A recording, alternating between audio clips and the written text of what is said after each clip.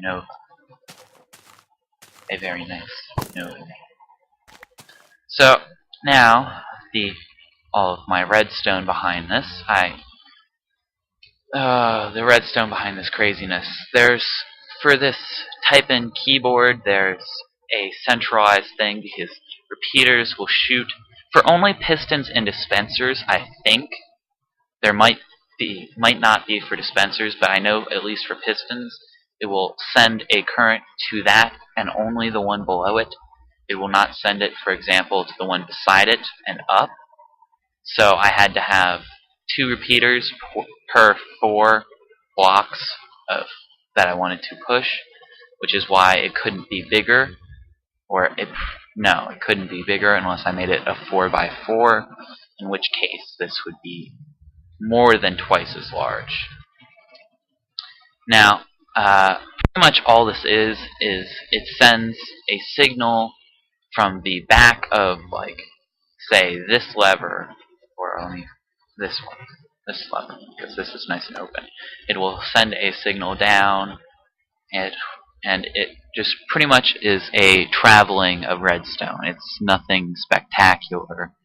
And it just sends the signal down and hits these 4 repeaters here, pushing out this block.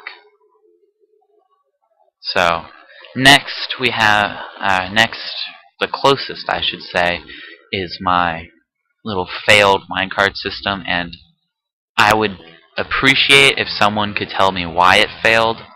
But I had the same setup, really, of it traveling down a piston from the top piston, and it'll, if I can get inside, I can't get inside. That is not a good thing. I'll break the ceiling. Oh no, it's open right here.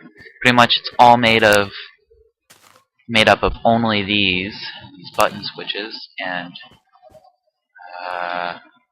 why didn't that even try to work? Oh, I know why. Because I need to actually get in. Little piggy, let me in. Of course, I labeled it as my failed track.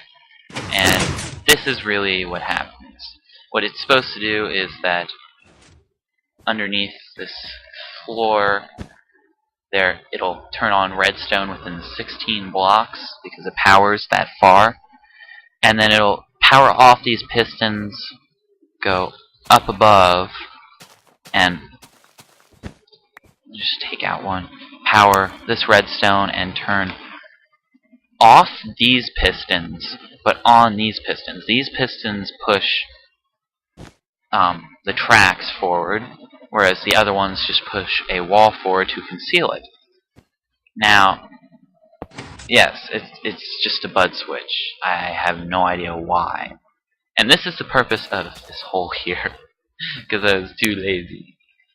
Lazy person. Further up, of course, you have my redstone art, which I put a hole in because that derped up for some reason, which I haven't in my other recording trials. I didn't have that happen, only in this one, which is weird. I thought I fixed that. So, I should show where this starts. As you're falling, you hit. Better put a hole in this. As you're falling down, you hit some string in here. I'm pointing to, but it's impossible to see. You fall down, and you hit this layer, of course, as I showed. But that signal gets sent from actually on the roof, which starts the counter to send you further down. It'll shoot out from these blocks. These blocks underneath of these. It will send it up to the roof, which gets to the roof. I forgot how I got to the roof. Besides this, but it sends a signal up from there around the timer, which is simple, really simple. It'll unpower this and just send a signal down. It will also start a signal out for here, which starts the mob spawning, but that is after it sends a signal further down, which will make you fall after collecting your stuff, and that's just the two different walls to it. And there, this is just this room. So that's all that is really, and it's really a simple-esque thing in nature, except for the fact that it wanted to derp.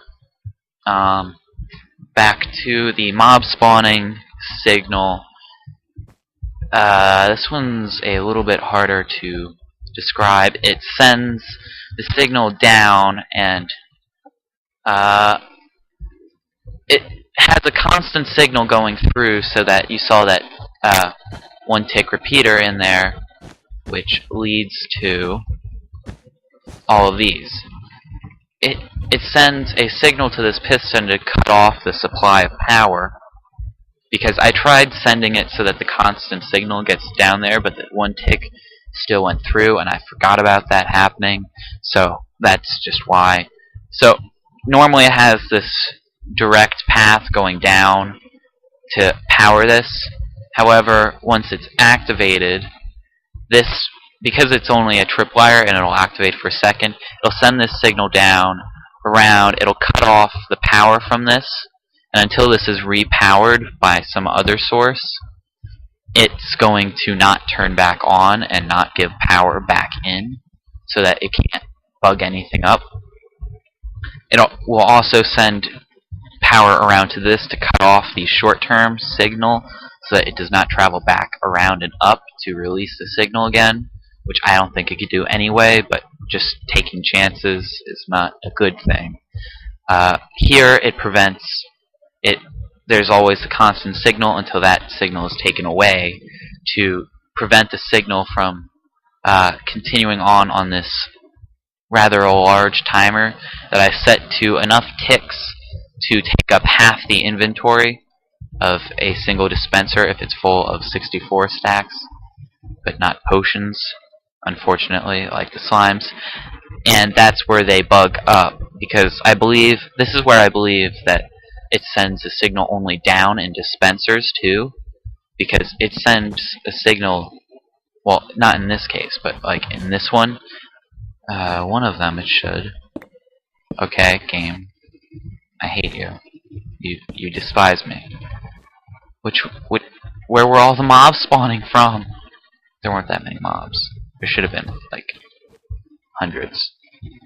But this is just something that I built as a testing, as my server, as this single player world is called testing. Pretty much you can stand on pressure plate or hit it with a fishing pole and it won't open. If you hit this button, you hear what is lovingly called my cash register, and it'll turn on, which pretty much sends a signal repeating, which will turn the other piston on, and whichever one it ends on, it will either lock it or unlock it. And here, of course, you have to have your always open switch. It will open it no matter what, unless somebody screws with you.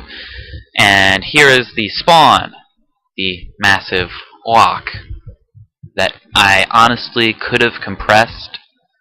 Probably, I think, maybe, I don't know. But yeah, craters, TNT cannon, development, failure, testing server.